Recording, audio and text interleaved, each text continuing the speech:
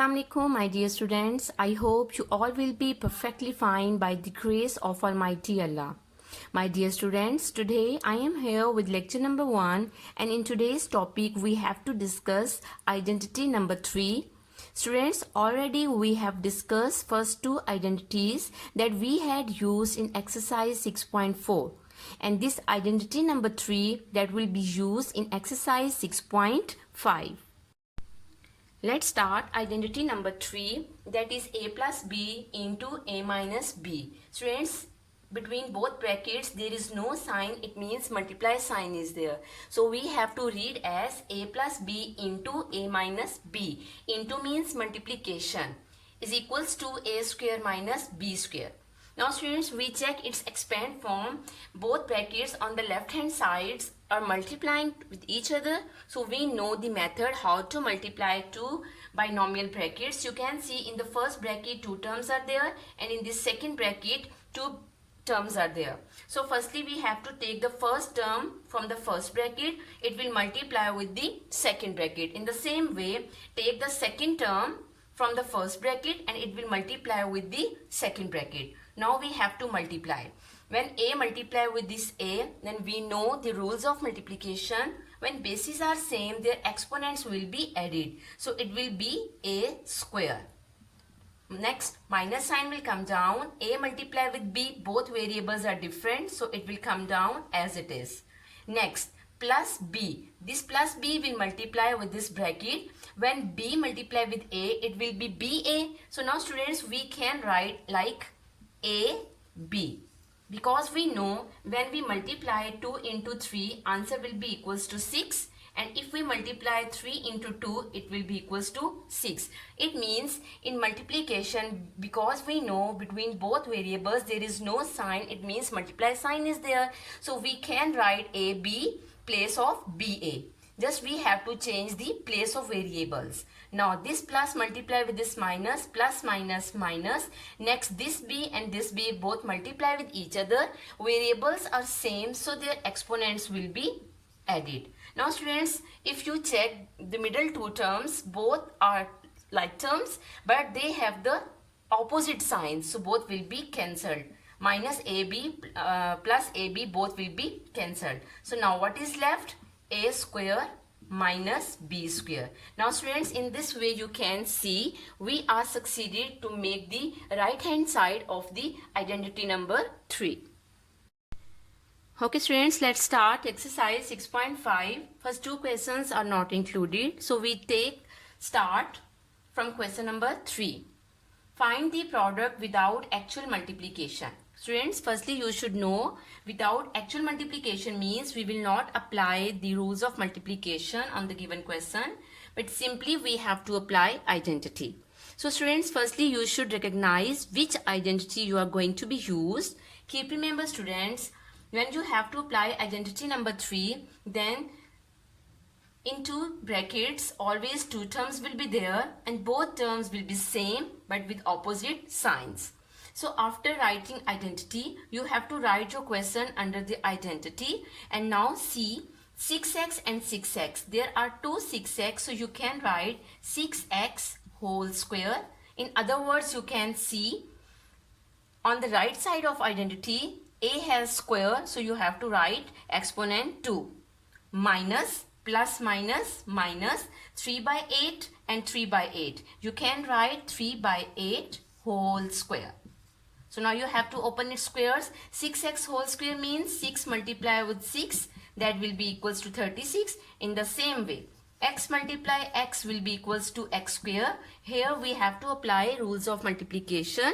When bases are same, then its exponent will be added. So it will be equals to 36x square minus square of 3 is 9 and square of 8 is 64. So this is the answer of my part number 3. Okay students, let's see part number 6 of the same question, number 3. 2a plus 9b into 2a minus 9b. You can see students, both brackets have same terms with opposite signs. So identity number 3 will be used. So now In this part number 6, 2a is the value of a and this 9b is the value of b. So here on the right side we have to take the square of first term 2a whole square minus, then we will take the square of second term. Both are same, 9b and 9b, you can see. So we have to write 9b whole square. When we will open 2a whole square, answer will be 4a square minus 9 square means it will be equals to 81 and b square means b raised to power 2. Now students, there are total 6 parts of question number 3. I have done 2 parts for you. So remaining parts you have to do by yourself. Okay students, let's start question number 4, that is find the continuous product of the following. Continuous product means we have to use the same identity on the same question more than one time. Now students, if you observe first 2 brackets have same terms but their signs are opposite. So without writing identity number 3, directly I am applying. The first term is x in both brackets, so we have to take its square. The next minus sign will come. 2y is the second term of both brackets. So we have to take its square. So insert square bracket around it. The next third bracket will come down as it is. X square plus 4y square. When you will solve, when you will open both squares, then automatically terms will be same just like this bracket. Now answer will be x square minus 2y whole square means 4y square. Now students, you can observe both brackets have same terms but signs are opposite. So again you have to apply identity number 3. So this is called the continuous product. So at this time you can see the first term of both bracket is x square. So we have to take its square. Next minus sign, plus minus minus. The second term of both bracket is 4y square. So now we have to take its whole square. Now students, here you can apply the power law. Already you have learnt it. Then 2 exponents are there, so you have to multiply. 2 2s are 4. So answer will be x raised to power 4 minus 4 square means 16 and y square means y raised to power 4. So now students, this is the second part of question number 4. Remaining skip parts you have to do by yourself. Okay students, let's start the last question number 6. Simplify the following. Now students, in the second part, we have to apply identity number 3 on the first 2 brackets. You can see the first term of both brackets are same. Take its whole square, 3a whole square minus the second term is 2. Take its whole square. Now insert square bracket around it. This minus sign will come down.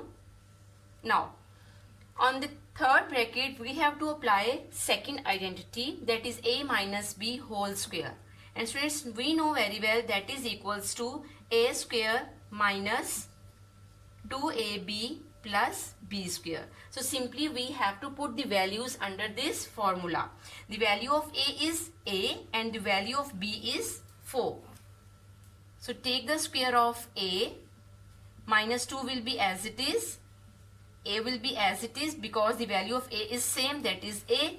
So the value of b is 4 plus the value of b is 4. Take its square. Square bracket will be closed. Now in the next step we have to open squares. 3a whole square means 9a square minus 2 square means 4. Next minus a square will be equals to a square minus. We have to multiply because there is no sign between. It means multiply sign is there. 2 4 times 8. A will be as it is. Plus 4 square means 16. Now in the next step we have to open brackets. Now students, you know very well when minus sign comes outside the bracket, then inner all signs will be changed. Minus sign will change into plus and plus sign will change into minus. Now in the next step we have to collect like terms.